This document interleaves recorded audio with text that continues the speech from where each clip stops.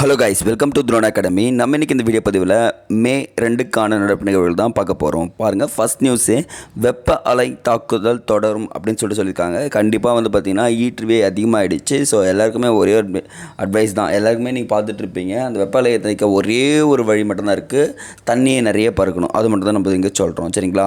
அப்புறம் பாருங்கள், ஜிஎஸ்டி வசூல் 2 லட்சம் கோடியை தாண்டியதுன்னு சொல்லியிருக்காங்க. கிட்டத்தட்ட தமிழகம் தான் அதிகமாக வசூல் கொடுத்துருக்காங்க. கிட்டத்தட்ட 12,210 கோடி ரூபாய் கொடுத்துருக்குதா சொல்கிறாங்க. ஒரு நல்ல விஷயங்க, முதல் முறையாக ரொம்ப சாதனை படிச்சிருக்காங்க. அப்போ நம்ம என்ன பண்ணலாம் பார்த்தீங்கன்னா, இன்றைக்கி ஸ்டார்டிங் பொசிஷனில் ஜிஎஸ்டியை பற்றி ஃபுல்லாகவே படிச்சிருங்கன்றதை நம்ம இங்கே சொல்லிடுறோம், சரிங்களா? அடுத்தது இதெல்லாம் ஸ்கிப் பண்ணிக்கலாம், இது வேண்டாம், இதெல்லாம் இல்லைங்க. இன்றைக்கான குரல் பார்த்துருங்க.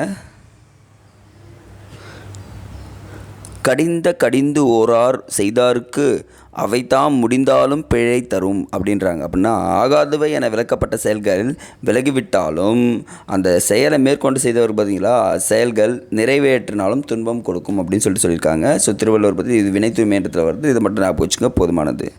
அடுத்தது இங்கே பாருங்கள், தண்ணீர் பந்தல்களை அரசியல் ரீதியாக பயன்படுத்தக்கூடாது. கண்டிப்பாங்க, இப்போ தண்ணீர் பந்தல் வைக்கிறாங்கன்னா அது என்ன பண்ணணும், அரசியல்வாதிகள் அவங்கள பயன்படுத்தக்கூடாது. யார்கிட்ட போய் முறையாக பர்மிஷன் வாங்கிட்டு வரணும்னா தேர்தல் ஆணையத்திட்ட போய் பர்மிஷன் வாங்கிட்டு வந்தால் தண்ணீர் பந்தல்களை வைக்கணும்னு சொல்லியிருக்காங்க. அதையும் தெரிஞ்சு வச்சுக்கோங்க.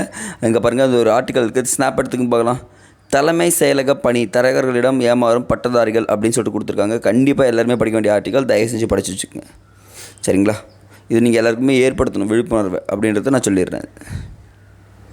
ஏன்னா அதை பற்றி ஃபுல்லாக டீட்டெயிலாக நம்ம சொல்லிட்டு இருந்தால் டைம் ஆகும்ல, நீங்களும் படிக்கணும். அடுத்தது பாருங்கள், இது ரொம்ப இம்பார்ட்டங்க. ஒடிசாவில் பரிசோதிக்கப்பட்ட சூப்பர் சோனிக் ஏவுகணைன்னு சொல்லக்கூடியது. இந்த அது பேர் டார்பிடோ ஆயுதம் அப்படின்னு சொல்லுவாங்க. என்ன பண்ணணுன்னா, அந்த சூப்பர் சோனிக்கில் டிஆர்டிஓ தயாரிச்சிருக்காங்க. ஃபஸ்ட்டு இது எழுதிங்க, எந்த அமைப்பு தயாரிச்சதுன்னா டிஆர்டிஓ என்ற ஒரு அமைப்பு தான் தயாரிச்சிருக்காங்கன்றாங்க. இது பார்த்திங்கன்னா ரொம்ப தூரம் போய் தாக்கக்கூடியது. அந்த டிஆர்டிஓ ஒடிசா கடலோரத்தில் பயன்படுத்தியிருக்காங்க. அந்த தீவு பார்த்திங்கன்னா அப்துல் கலாம் தீவுங்க. ரொம்ப டைமாக இந்த கொஷின் வந்துகிட்டே இருக்குது. ஏன்னா ஒரு ஏவுகணை தயாரிக்கிறாங்க, பரிசோதனை பண்ணுறாங்க, எந்த இடத்துல பண்ணியிருப்பாங்க, அப்துல் கலாம் தீவுன்னு சொல்லிட்டு கேட்டாங்கன்னா எந்த மாநிலத்தில் இருக்குன்னா ஒடிசாவில் இருக்கிறது அப்படின்னு சொன்னால் போதுமானதுங்க, சரிங்களா? இன்றைக்கி நியூஸ் கம்மியாக தான் இருக்குது. ஸோ அதனால் இது ஜஸ்ட் பார்த்துக்குங்க. அடுத்த வீடியோ பதில் வந்துச்சுன்னா சொல்லிடுறேன். நன்றி.